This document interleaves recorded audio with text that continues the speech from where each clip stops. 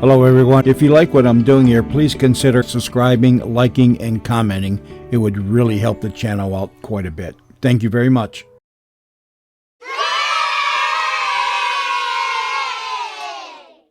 It's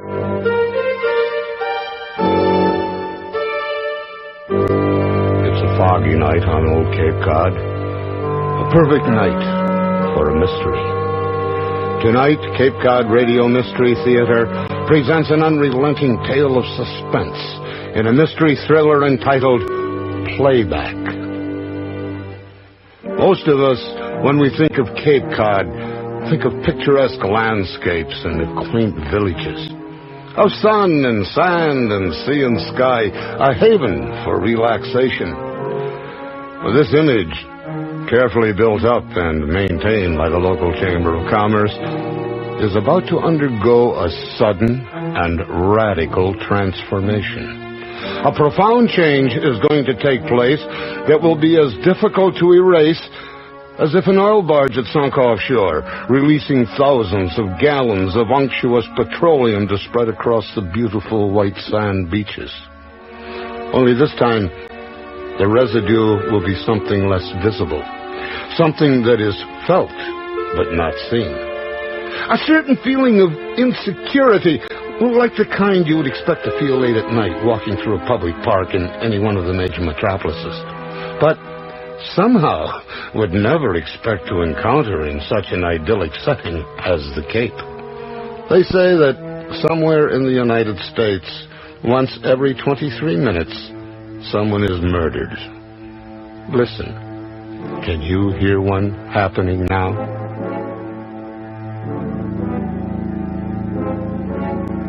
When compassion dies, then is the monster born.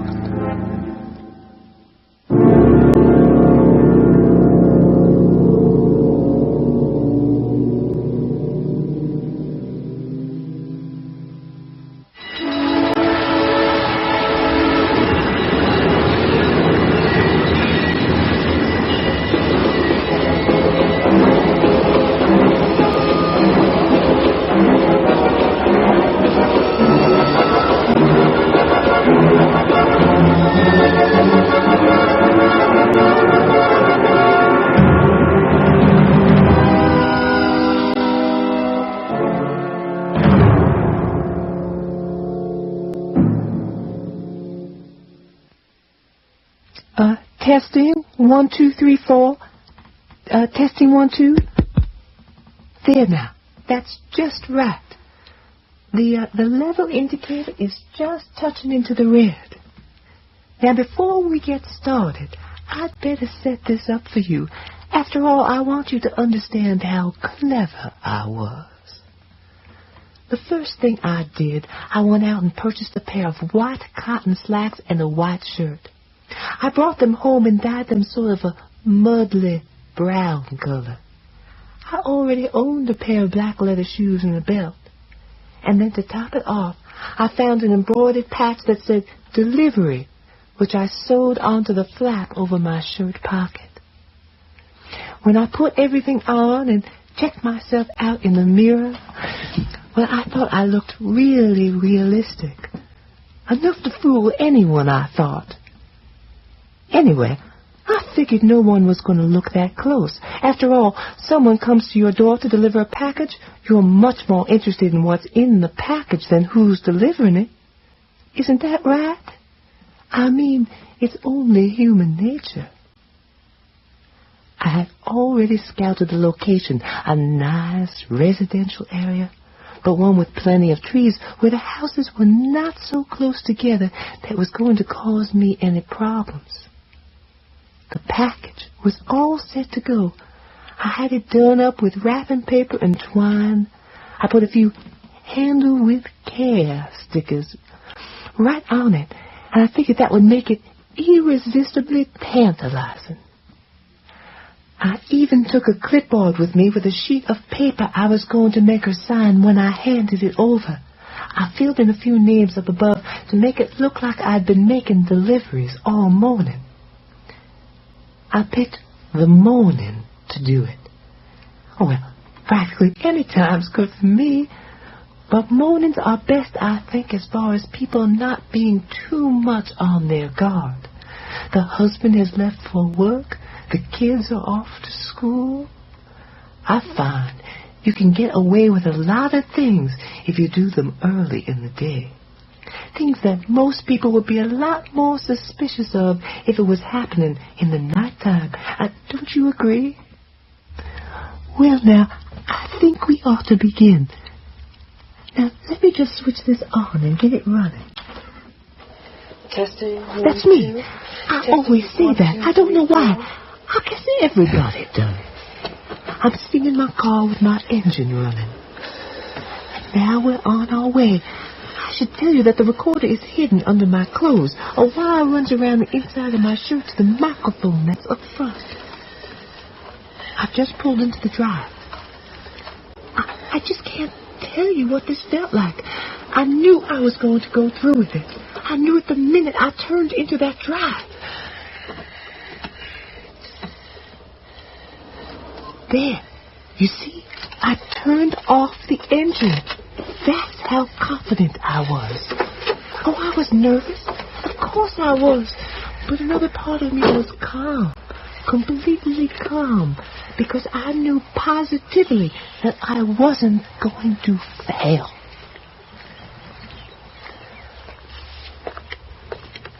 I'm going up to the front door.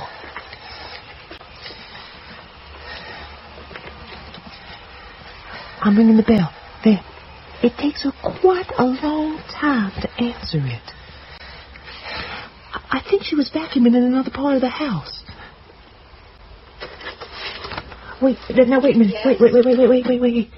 You have to listen to this part carefully. I rehearsed this. I practiced it. I knew exactly what I was going to say, no matter what she came back with. Okay, now wait. I just have to back up a little bit here. Yeah.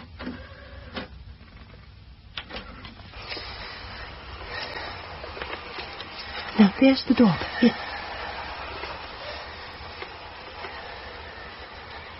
Here she comes now. Now, just listen to this.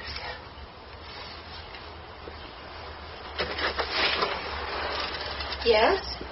Good morning, ma'am. A special delivery package for Mrs. Lynette O'Donnell. I'm Mrs. O'Donnell. What is it? Oh, are those the bulbs I ordered? I have no idea, ma'am, but there's a COD charge of $9.50. COD? But they've never sent them COD before. Are you sure they're my bulbs? Ma'am, I don't open them. I just deliver them. It's up to you. If you don't want to accept the package. I can't think of what else it could be. I just don't recall ordering anything else. Well, ma'am, all I can tell you is I know from my experience, quite often people will place an order for something and then completely forget they've done it. 2 or 3 months later, when it finally arrives, they can't imagine what it could be. Until after they open it, that is. However, if you don't want to accept the package... No, I'll take it. Just a minute. I'll get my purse. As soon as she steps out of sight, I put down the package. There, I'm opening the screen door and slipping inside.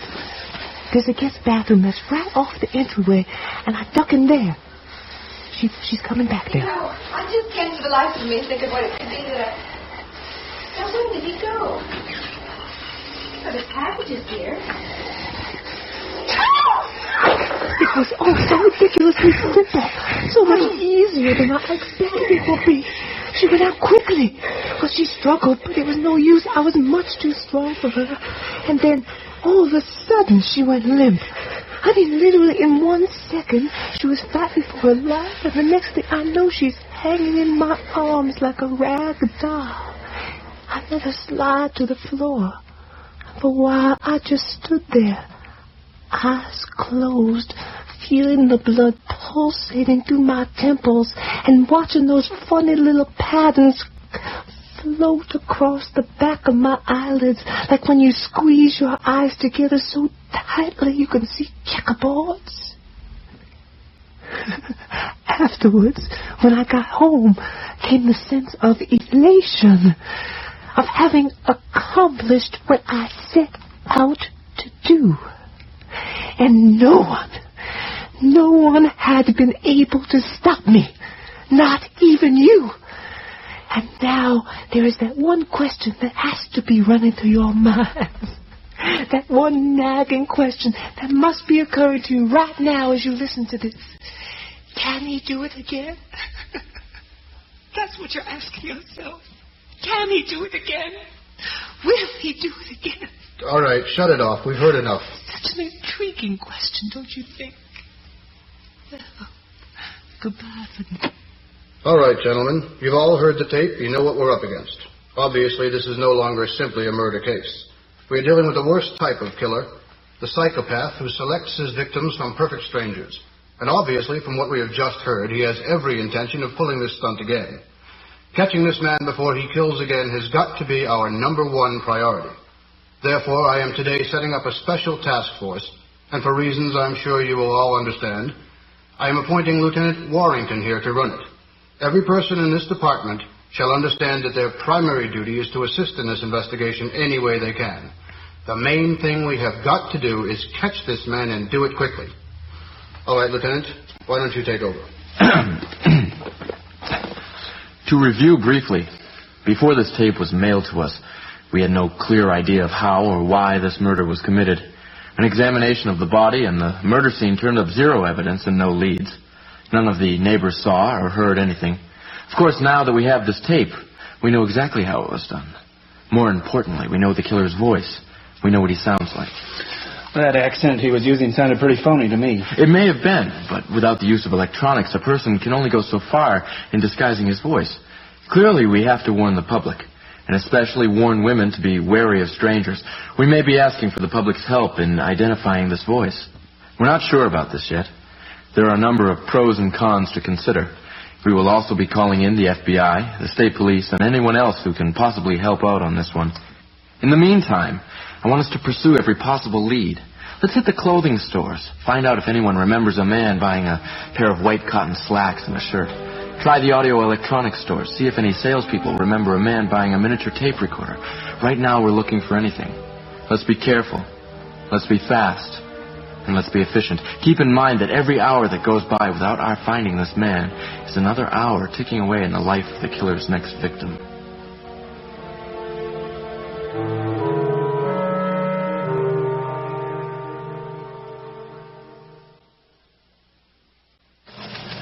This is John Mansfield in the WPPX newsroom with a special news update. Police Lieutenant Peter Warrington, head of the Special Criminal Investigations Task Force set up in the wake of last Monday's brutal slaying of Lynette O'Donnell, is today appealing to anyone who can identify the voice in the following clip. First thing I did, I went out and purchased a pair of white cotton slacks and a white shirt. I brought them home and dyed them sort of a muddy brown color. I already owned a pair of black leather shoes and a belt. Anyone who believes they can identify this voice or anyone who has any other information that may be useful to the police is urgently requested to contact the Special Task Force. In the meantime, Lieutenant Warrington has reissued his warning to all citizens, especially women, to exercise extreme caution in dealing with any strangers who may approach them. In a related story, the Cape Cod Chamber of Commerce Association is advising all tourists and summer residents on the Cape.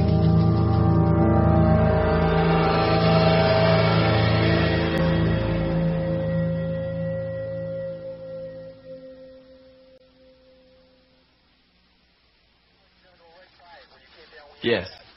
Yes, I do. Yes, I realize the effect it's having on the tourist season.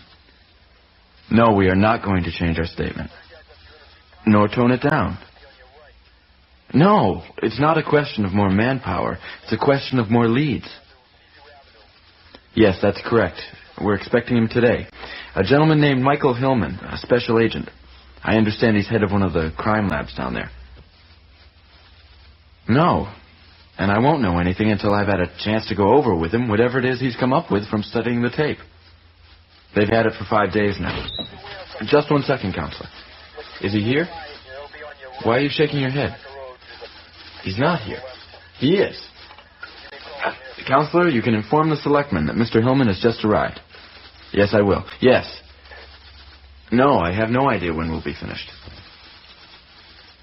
Yes, you can call me at home. All right. Goodbye, Counselor. You know who that was? Oh, the attorney from the Selectman's office. He is suggesting that we clarify our public statement. He wants us to publicly state that we have no reason to be certain that if the murderer repeats himself, he will necessarily do it on the Cape. That's what I like about those guys, always serving the highest public interest. Why were you shaking your head? Special Agent Hillman is here. All right, let's bring him in. I think you'd better take a look at this first. Take a look at what?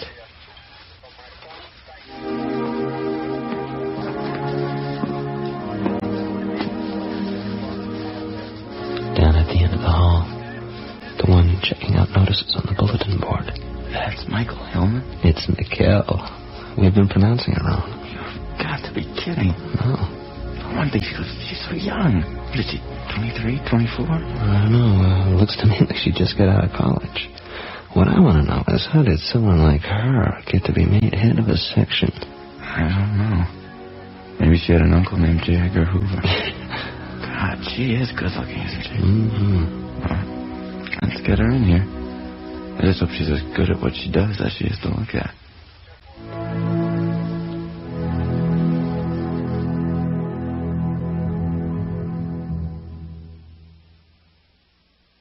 Agent Hillman, how do you do? I'm Peter Warrington. Can I give you a hand with what you've got there? No, thank you. I can manage. We've been looking forward to your arrival. How was your flight? A little bumpy. Not bad. I understand you're head of one of the analysis sections in Washington? That's right. Pardon my observing, but you seem kind of young and, well, female for the job. I wasn't aware the Washington Bureau was that enlightened in their hiring practices. They're not really. It happens I was born with a special ability. Which is? I have perfect pitch. Oh. I also have an extremely acute sense of hearing. Is that right? Yes, and since you were wondering, I'm 27, not 23, and my uncle was not J. Edgar Hoover.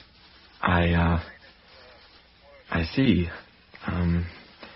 Tell me, in what form would you like your apology? Written? Don't bother.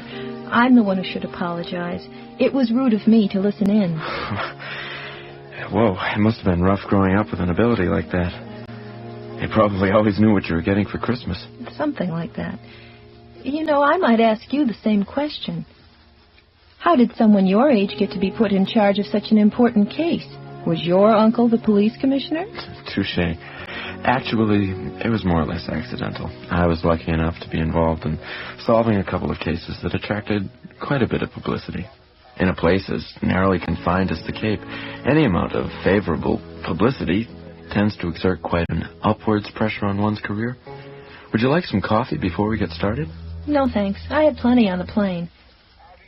I prepared a list of all the sounds I was able to identify off the tape. I also have a written analysis, but I thought it would be best if I played some of the sounds for you, which is why I lugged along all this equipment. Do you need some help setting it up? No, I'll have to do it myself. It will take me a few minutes. Let me clear off my desk to give you some room. Thanks. By the way, I want to thank you for letting me have the original to work from. It's always so much easier than working off a dub. So, what's your assessment of what you were able to come up with? I was able to identify quite a number of specific sounds, but nothing, I'm afraid, that will lead you directly to the murderer. Probably the most significant and concrete thing I can tell you is that the murderer's automobile has a General Motors engine, 6-cylinder, with an automatic transmission. Beyond that, I can't say what model or year it is. Too bad. If we could pinpoint something like that, it would really give us something to work with. I tried, believe me. I worked on it quite a bit. Unfortunately, a lot of General Motors car engines sound alike. What else did you come up with? A refrigerator. A refrigerator? A Frigidaire, I think. Anyway, I'm pretty sure it's just a standard home appliance refrigerator. That's interesting. How so? Well, most motel rooms don't have refrigerators. If we can rule out motels, that eliminates a whole lot of places he could be staying on the Cape. Assuming he is staying on the Cape, which may not be a very accurate guess.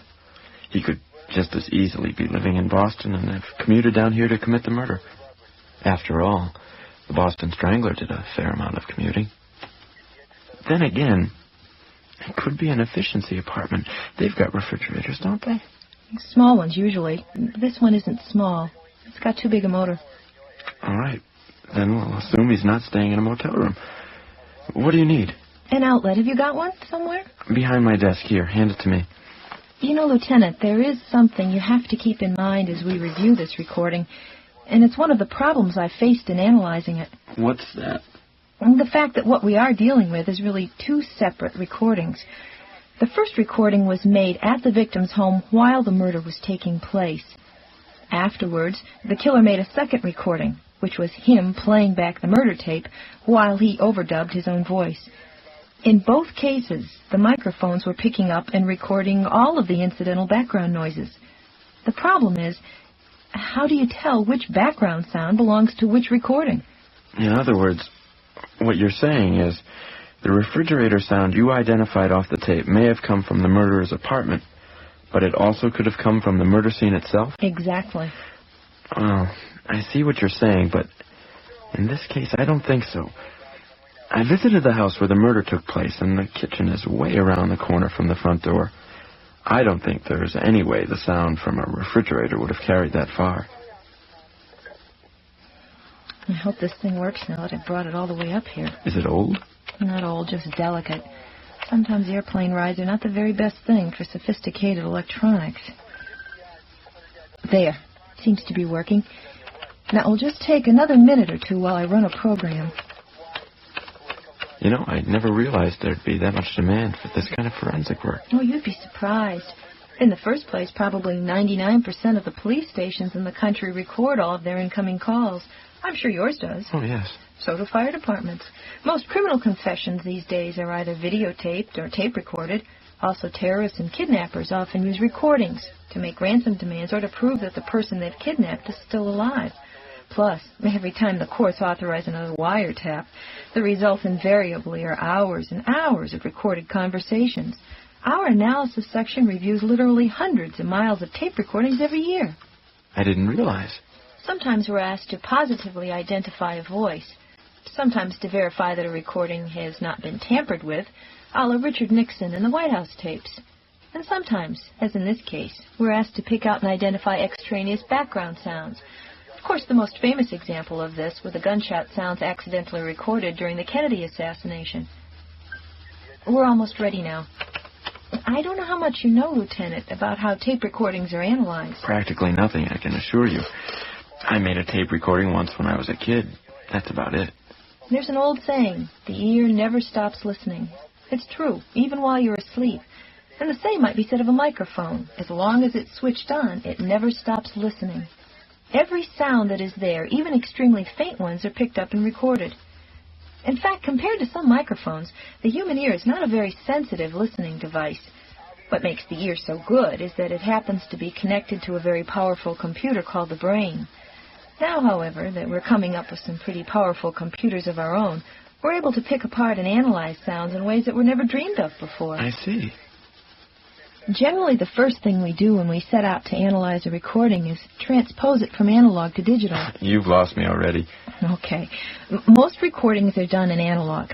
That means that the sound impulses picked up by the microphone are relayed directly to the record head on the tape machine. However, in a digital recording, each tiny impulse of sound is first converted into a number, and it's the numbers that are stored on the magnetic tape. You follow me? I think so. This is useful for several reasons. First, once you've taken something and expressed it as a number or series of numbers, then you can manipulate it in a myriad ways by just changing some of the numbers. And secondly, it's important because numbers happen to be the language of computers. We can instruct a computer to analyze a number and by doing so, analyze the sound, and do it at a level of scrutiny that is way beyond the capabilities of the human ear. There. Now we're up and running. What would you like to hear first? Why not the refrigerator? It's right near the beginning. Well, let me check my reference sheet to see which sound file I put it in. Well, wait a minute. Where's the tape? No tape. It's all stored on floppy disk. Here it is.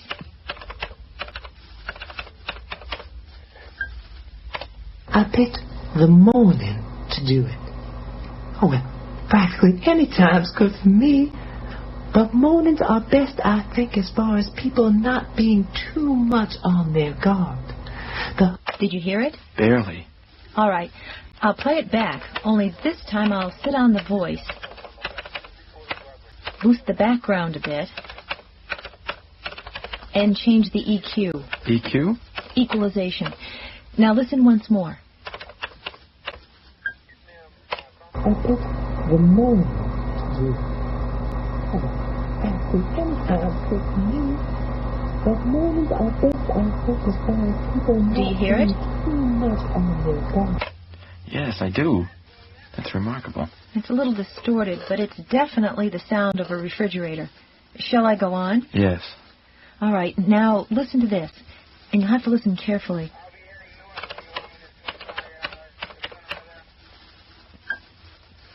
Oh, I was nervous. Of course I was.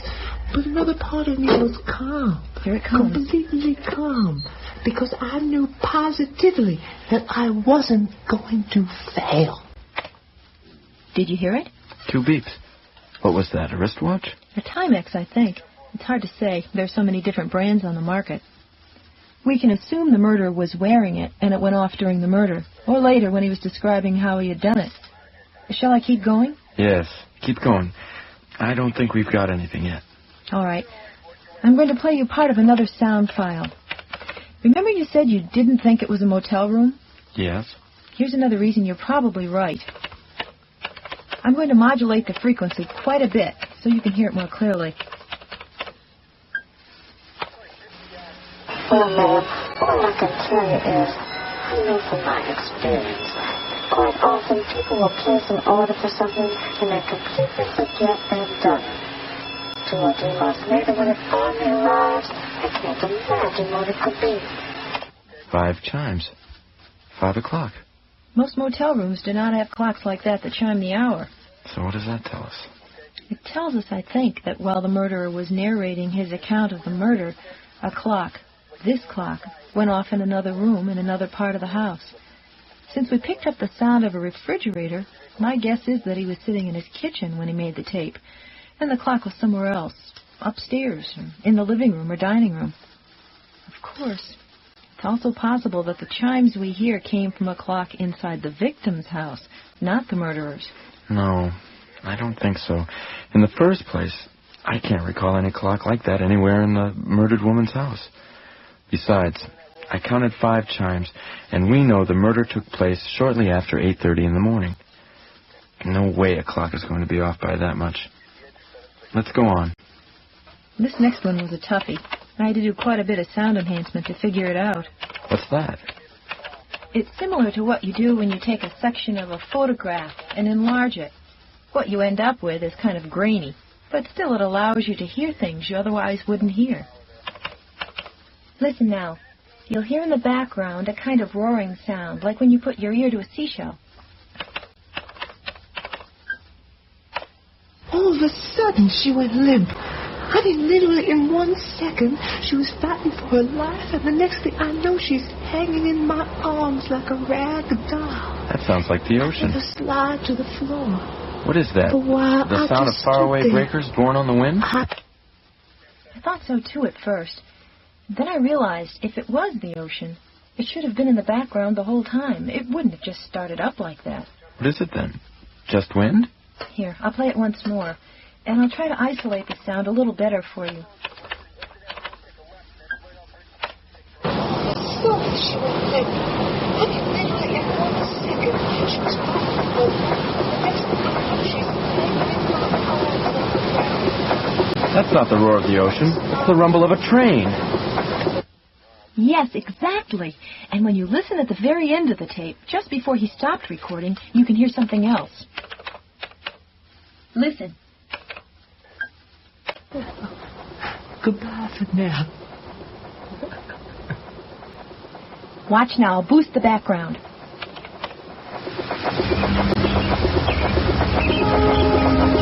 That is a train, isn't it? It is. Unfortunately, I don't think that gives us very much to work with. You know, I wonder if that could be... Could be what? That would certainly tell us something if it was. In fact, it would tell us a lot. Wait a minute! That's it! Damn it, that's it! That tells us everything. We've got it all now. What are you talking about? Wait, we can figure this out. We can figure it out. But we need a schedule. They had one. What did I do with it? It's on my desk. Help me look for it. For what? In the wastebasket. Check in the wastebasket. I might have thrown it away. What is it? A train schedule. Oh, wait, I could just call over there. I could call them up. Tell you what, you keep looking, and I'll look up the number. What does it look like? It's white and green, about this big. It has a picture of a train on the front. Lieutenant, can you tell me what you're on to? What I'm on to, Agent Tillman, Mikkel, is that I think you've just handed us our most important lead in this case. God, you are a wizard on that thing. Hello. Hello, this is Police Lieutenant Peter Warrington calling. Is this it? That's it. What? Oh, no, sorry. Never mind. I'll call you back. Thank you. Goodbye. Peter, can you tell me what this is all about? I'll tell you. When you were flying up here today, when you were flying over the Cape, did you happen to look down and see the Cape Cod Canal? Yes. Did you notice a funny-looking bridge on the south end with 2 towers, sort of like a castle? I remember seeing something that looked like it belonged on the set of The Wizard of Oz. That's it. That's the railroad bridge. There's something you may not know about the Cape, Mikkel. The entire East Coast may be riddled with train tracks, but on the Cape, there is only one set of tracks. They cross the canal, right there. There's a short leg that runs down to Falmouth, but the main line travels north along the canal and then swings east when you get to Sandwich. Then it passes through East Sandwich, West Barnstable, and Barnstable Village before it finally ends up in Hyannis. The tracks aren't used much anymore, an occasional freight train, except in summer when there's a tourist train that makes daily sightseeing trips back and forth along the line. And if that's the train we're hearing on the recording, then he's got to be living somewhere on the Cape. Yes, but we can narrow it down even more than that. How? Just look at what we know. We know what day it was, a Monday, Tuesday, or Wednesday, because the murder took place on a Monday, and we didn't receive the tape until the following Thursday.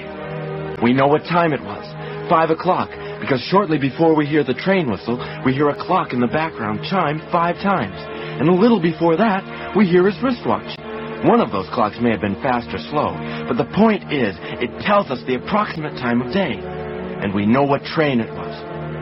At least I think we do. Anyway, putting it all together, we ought to be able to estimate the position of the train at that time of the afternoon. And knowing that, and since we can hear the train whistle in the background, we ought to be able to figure out approximately where this guy lives. Yes, I suppose I see what you mean. Yes, that does make sense. Then the first question we have to answer is it really the same train? We'll have to assume it is. That's all we can do. Maybe not.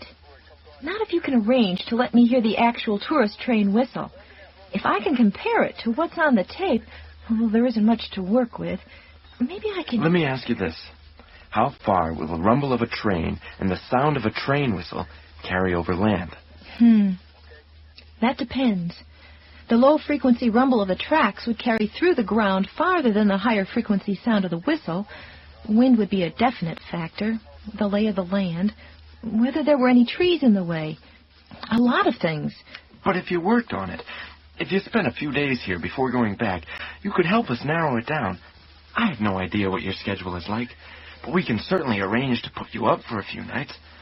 I know it's asking a lot, Mikkel, but can you do it? You know, Peter, ever since I started in analyzing this tape, I must have listened to it at least 50 times. 50 times I've listened to it and concentrated on it, and so 50 times I've had to relive that woman's death. In my line of work, you get to listen to some pretty gruesome recordings. Racketeers calmly discussing how they're going to go out and murder someone. Kidnapped children tearfully begging to come home. It can be pretty devastating at times. But I tell you honestly that nothing has ever affected me like this. I will do absolutely anything I can that will help you catch this man. I only pray that we get to him before he gets to someone else.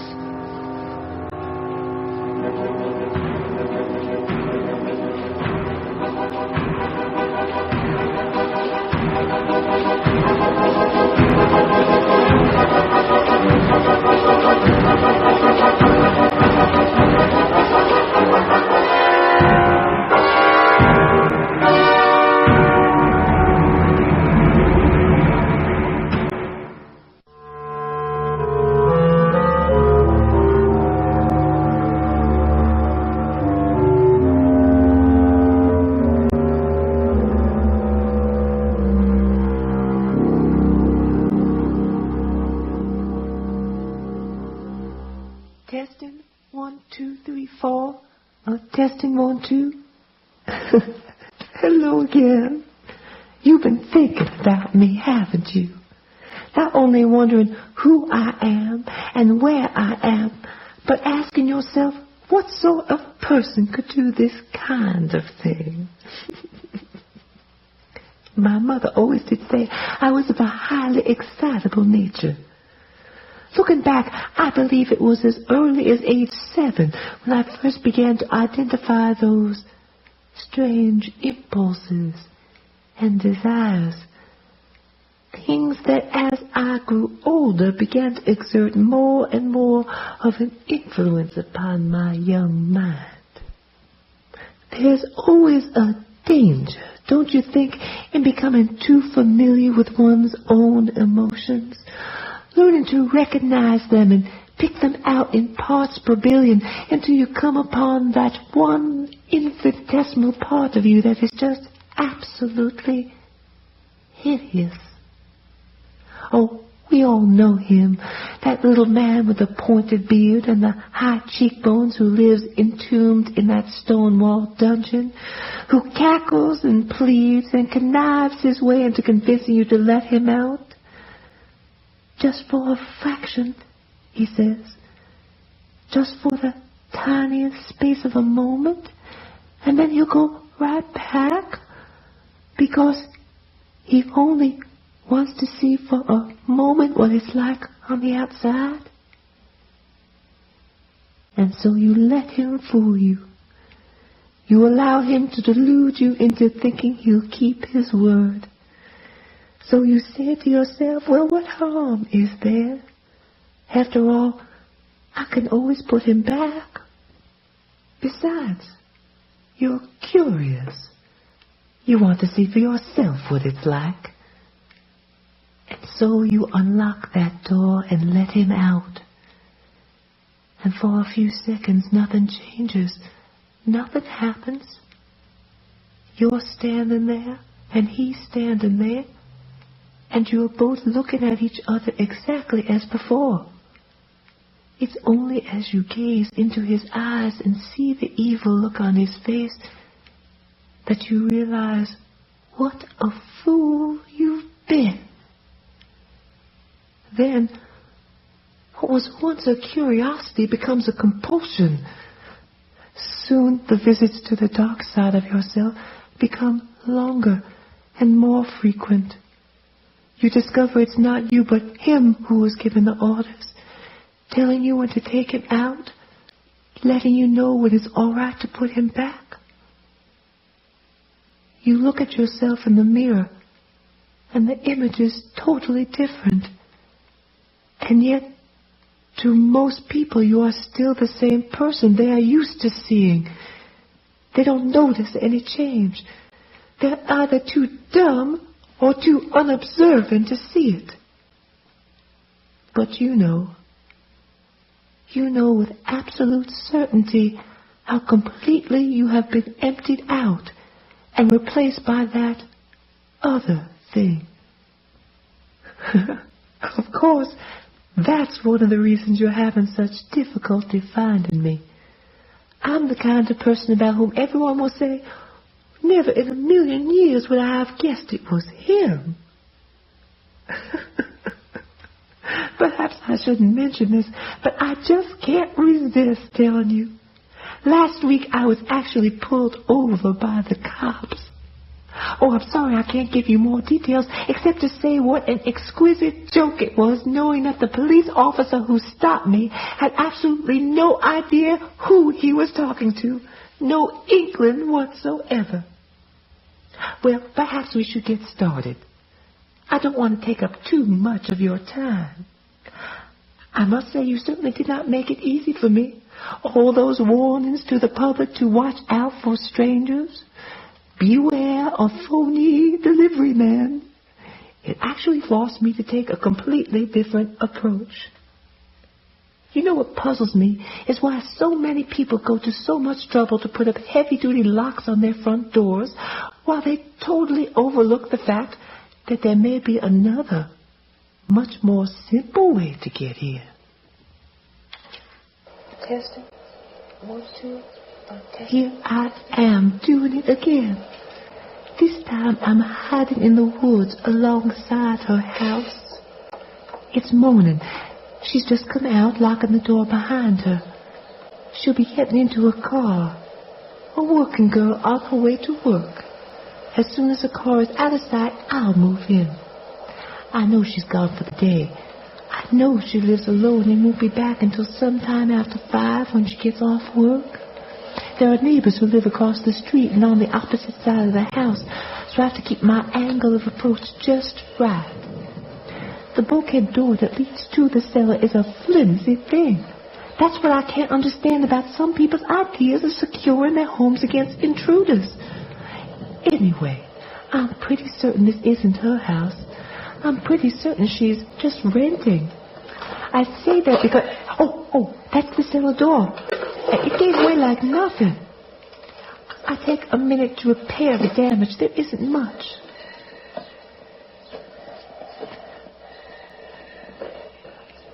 Now I'm going down. And there, I'm shutting the door behind me. It's dark down below. Cobwebs. If there's anything I can't stand, it's the feeling of cobwebs. Oh, they just give me the creeps. But I like cellars. I always have. I love that dank, earthy smell. Moldy cinder blocks, drippings from the oil furnace. I spent a lot of time in cellars when I was a boy. In fact, my mother used to lock me down there. But there is one thing she never found out. I learned to like it. You know, people who have never done it before don't realize what a thrill it is to be inside someone's house when they have no idea you're there. She's away at her job, going through her normal workday, never dreaming for a moment that I'm upstairs in her house, going through her things, opening her drawers and pulling out stuff. I'm always careful to put things back so nothing will look out of place when she comes back.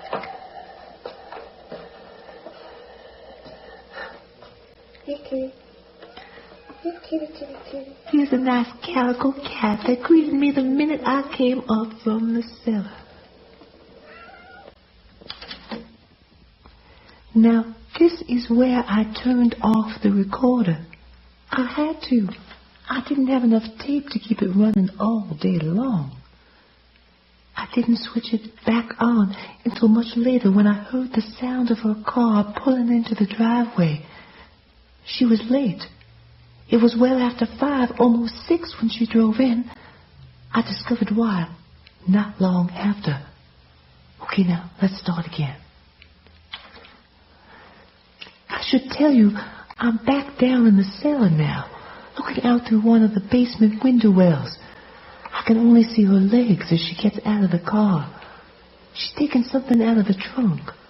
That's why she's late. She went grocery shopping.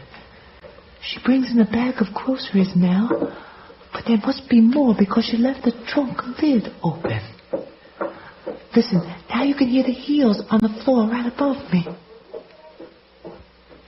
Now she's gone back for another. I slipped to the top of the stairs and opened the door just a crack.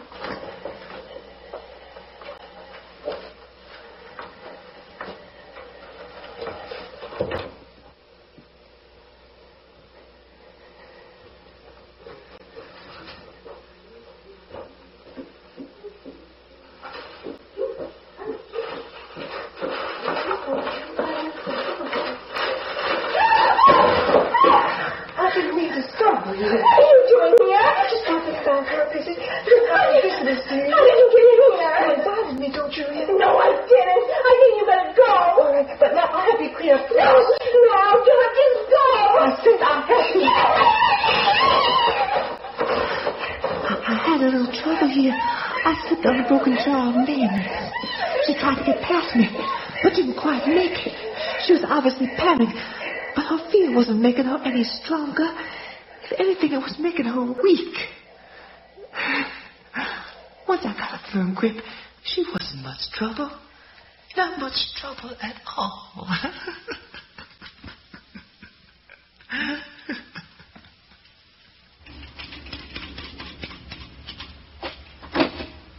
What kind of a maniac are we dealing with? Why is he doing this? Why is he sending us these tapes? It's obvious. He's confident he won't be caught. Either that or he's hoping he will be, and this is a desperate plea. Or plea bargain. If you ask me, he knows exactly what he's doing. That business about being emptied out and replaced by that other thing. He's setting himself up for an insanity defense in case he On gets... what possible grounds? This was deliberate, premeditated murder, for God's sake. How could he? By going the multiple personality route. Claim he wasn't responsible for his actions because another personality was inhabiting his body. No. The public would never stand for it.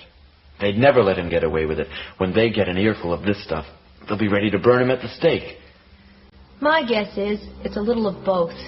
He thinks he can't be caught, and he's hoping he will be. It's obvious he's already destroyed himself. He's as much as said so. He's already dead inside. This is just his way of playing it out to the end. Yeah, well, he's not dead enough for me, not by a long shot. All right, let's get moving and catch the son of a bitch.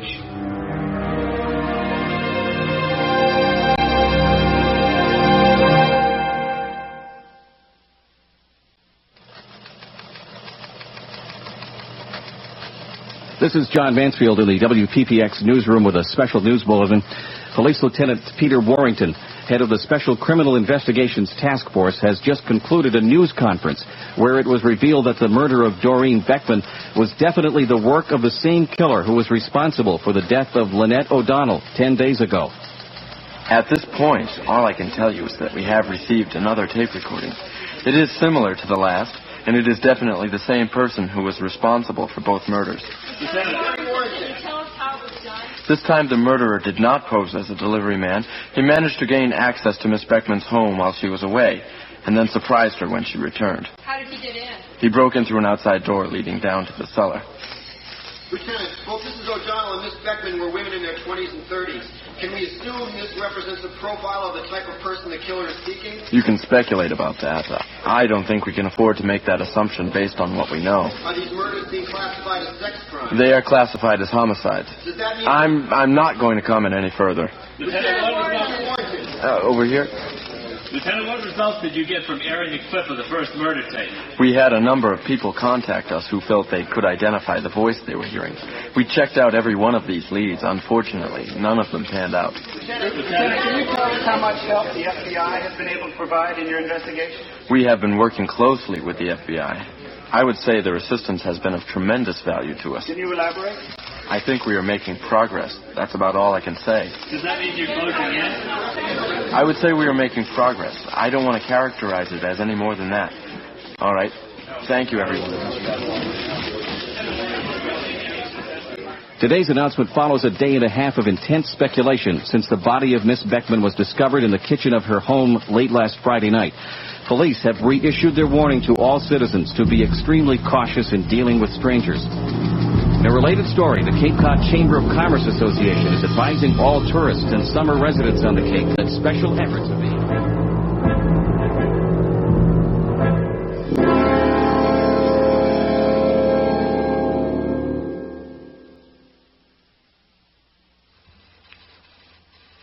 Hello, this is Lieutenant Peter Warrington. Will you connect me with your records division, please? Thank you. Hi, Sam. Peter Warrington. Yeah, I know. It's been a while. How you doing up there? They keeping you busy? Yeah, I know. It's a pretty grim situation. In fact, that's why I'm calling, Sam. I want to give you some more work to do. I would like you to track down the name and or license plate of every person pulled over in the state within the past 10 days. Yeah, every one. It may have been a citation, a written warning, a verbal warning, or whatever. In fact, to tell the truth, Sam, we're not even sure it happened. This may be false information he's fed us to throw us off the track. He's smart enough for it, but it's obviously something we can't afford to ignore. No, in fact, don't concentrate on the Cape. We have reason to believe he's living down here, within a certain radius, and my guess is, if he really was pulled over, he wouldn't have told us about it unless it happened somewhere else, maybe Boston. Great, we'll run a cross-check on anything you come up with. When would you like me to get back to you? Okay, tell you what, I'm going out for some dinner right now. I'll call you when I get back. Say around midnight? And Sam, thanks for working late on this. If you had a chance to hear what's on these tapes, you'd know why I'm asking. I'll call you back. Thank you.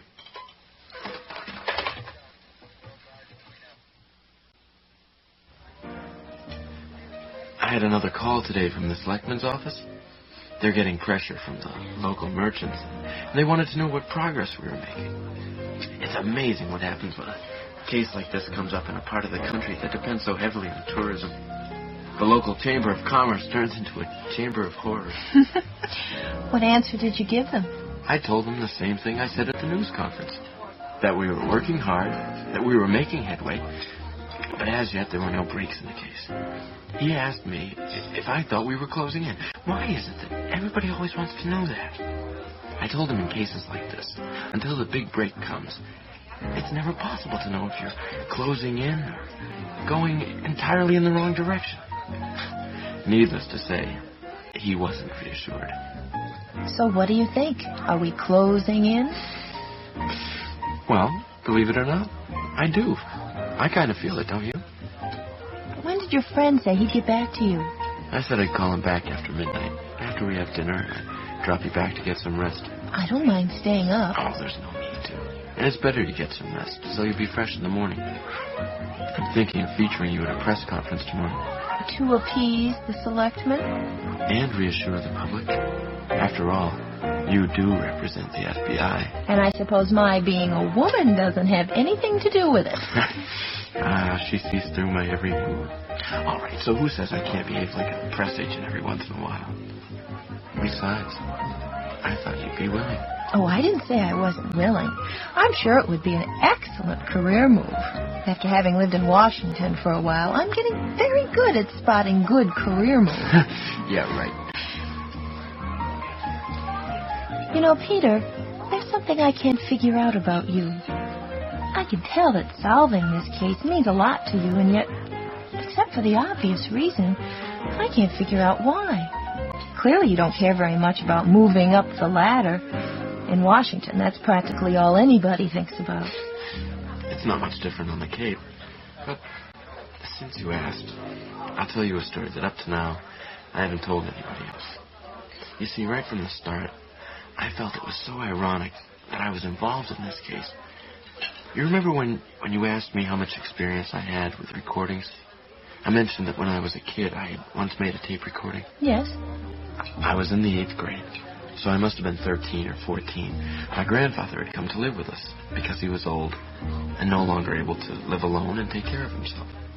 Years before he came to live with us, he had gone through a period when he had practiced to become a square dance caller. You know, the guy who sings Do-Si-Do and Swing Your Partner. Mm-hmm. Well, he made a tape recording of songs he had taken off of records. Only he wasn't very sophisticated about how he went about it. He made the recordings through the air by simply playing the records on the record player and placing a microphone in front of the speaker. Needless to say, the sound quality wasn't very good. In fact, it was awful. Even in my ears, it was awful. When he came to live with us, he used to sit in his room and play this tape of his. It used to drive us all crazy, but he never seemed to get tired of it. Then once, when his birthday was rolling around, I got the grand idea that I would go down to the library, find the exact same recordings, and re-record the tape. Only this time, I would do a much better job. His birthday arrived. I brought the machine out and set it down in front of him. I switched it on. He listened for a while, and then he got up and went into his room without saying a word. Why did he do that? It took me a week to find out. You see, on the tape he had made for himself, there had been a mistake. An accidental error. During the recording of one of the songs, his wife had happened to come home from shopping, and she let the screen door slam behind her as she came in. Oh, no. So you see, that was the reason. That was why every day he would sit and listen to it and daydream. And when the part came up, when the screen door slammed, he would use that one sound to transport himself back to the days when his wife was still alive. Oh, Peter, what a shame. And he would imagine that his wife had just come home. It wasn't your fault. It showed a lot of compassion. Still, I'm the one who erased it. Which is the reason I think that solving this case means so much to me. It all seems connected, don't you think? It's a sad story. Yeah. So, anyway, When we catch this guy, where do you think we should put him? In the electric chair, into prison, or into analysis? Right now, I'd settle for all three, in that order. Honestly, I don't much care what happens to him. Sometimes I try to feel some sympathy for the tortured, lonely person he has to be, but I can't do it. I can't feel any sympathy. For me, listening to these tapes has taken it all away, just completely erased it. Right now, all I can focus on is how dangerous he is. I just want to see him locked up. That's all I care about. I just want to see him put away.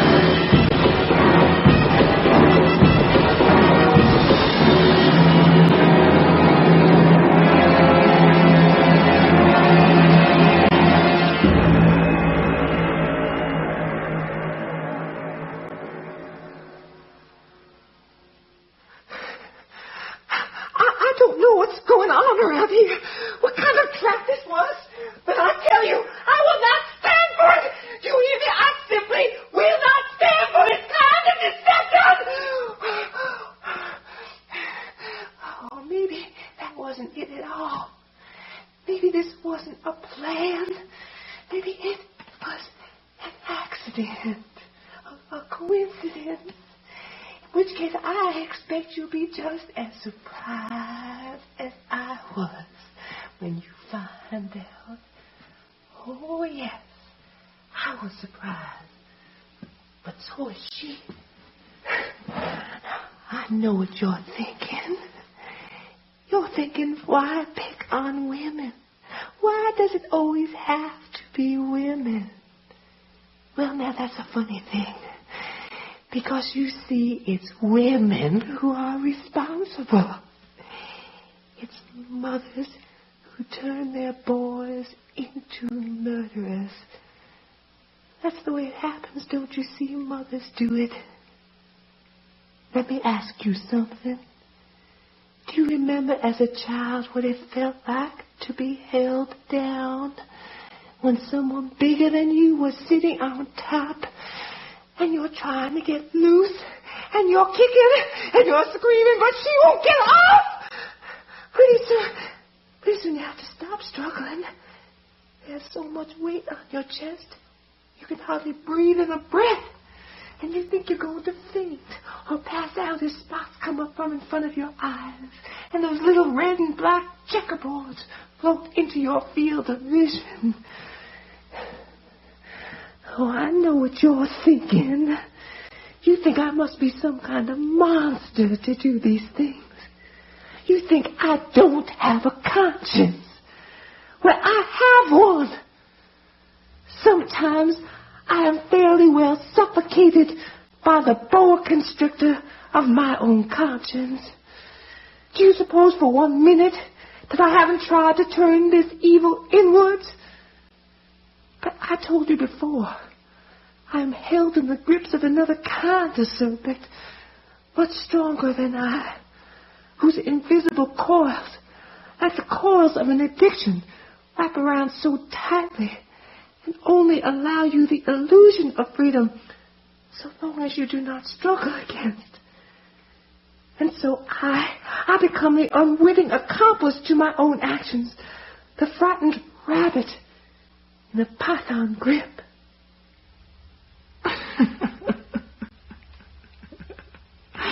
You know, the more I think about it, the more I can convince myself that this was all a coincidence, that it wasn't a trap at all. Which just goes to show that no matter how well you plan these things, there is always the unexpected that can turn up. This time I had to look around quite a while until I found what I was looking for. Finally, I settled on that cute little resort motel in West Yarmouth, the one with the row of identical bungalows lined up like so many houses in a Monopoly game. Oh, you know the one I mean. Those cheery little cottages with the red shutters and the geraniums growing in the window box. which is what makes the inside such a big disappointment. Oh, it's clean enough, all right, but it's just like every other motel room in the country. The bathroom on your left as you come in, the closet alcove on your right with a rack of irremovable hangers for your clothes, and straight ahead, the 2 beds with identical bedspreads and the telephone nightstand in between. Honestly, I don't know how people can get a good rest in a place like that. I tried the beds. They weren't very comfortable. Besides, I hate motel rooms because of the things that people do in them. I waited in the bathroom in the dark for her to show up. She ended up being much later than I expected. It was some time after 11:30 when I heard the car pull up.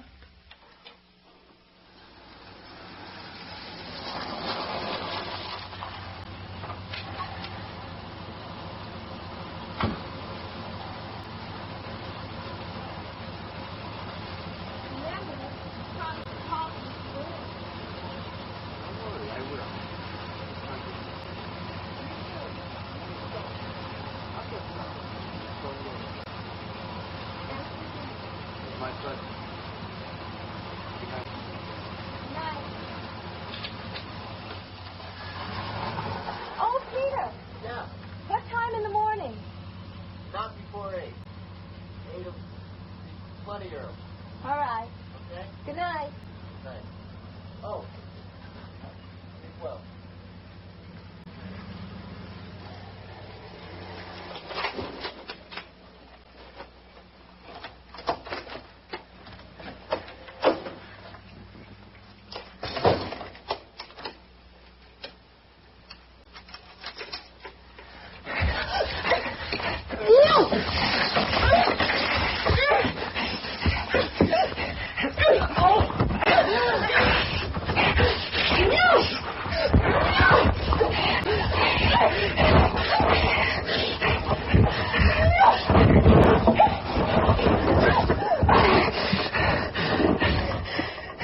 I hit her with the phone. I could see she wasn't dead, but she wasn't moving either. Funny thing was, she didn't scream or call for help. She just fought back. Now, that should have told me something right then, but naturally I didn't have time to think about it.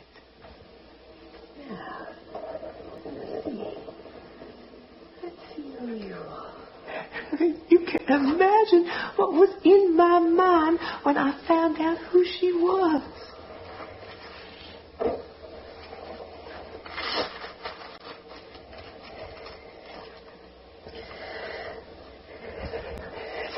I panicked. I got out of there as fast as I could. Oh, that's enough of that. I'm disgusted with myself. So you see, what was I to think at the time but that somehow this was a trap? That somehow you were closing in on me? So I panicked, and of course I left prematurely before I had a chance to finish what I had set out to do. I suppose you could say I failed. After all, she got away, but then so did I. Didn't I? Yes, I'm sure there will be plenty more opportunities to... What's that? Hold it right there. Don't move. Don't move. Down on the floor. Down on the floor. On your stomach. Lie down. Now don't move at all. Don't move. Get him handcuffed. Okay. Tell him outside. We got him. Okay, we got him. Somebody read him his rights. I gotta see what's on this tape. You're under arrest for the murder of Lynette O'Donnell and Doreen Beckman. You have the right to remain silent. If you give up this right, anything you say will be taken down and used in evidence against you. If you understand this right, signify by answering yes. Yeah. You have the right to an attorney. If you cannot afford an attorney, one will be appointed for you. I guess that's enough of that. I'm sorry you couldn't have been there for the arrest, but at least we got it all on tape. Was it too much to listen to? Oh, boy, I'm stupid. I knew I shouldn't have let you talk me into playing for you so soon. No, it's all right. But I don't think I'll need to hear it again for a while. How are you feeling? Sore. And stupid. I should have heard him coming. If I hadn't been so busy daydreaming, I wouldn't have been so careless. such a funny feeling to hear yourself come so close to being murdered. I'm sure I can't imagine what that must feel like. I can tell you how I felt, though. Rewinding the tape to find out who his latest victim was, and then to hear your voice. I thought for sure you were dead. Otherwise, how... Look, I better go. You should be resting. No, don't go, please. I'm just crying. It's all right. By the way, my answer is yes. Yes? To what? I heard you talking to the doctor down the hall about my staying on the Cape for a few weeks to recuperate. You are so impossible. No, really. I'm glad you suggested it. Not only is it a wonderful idea, but it's the nicest thing I've overheard all day.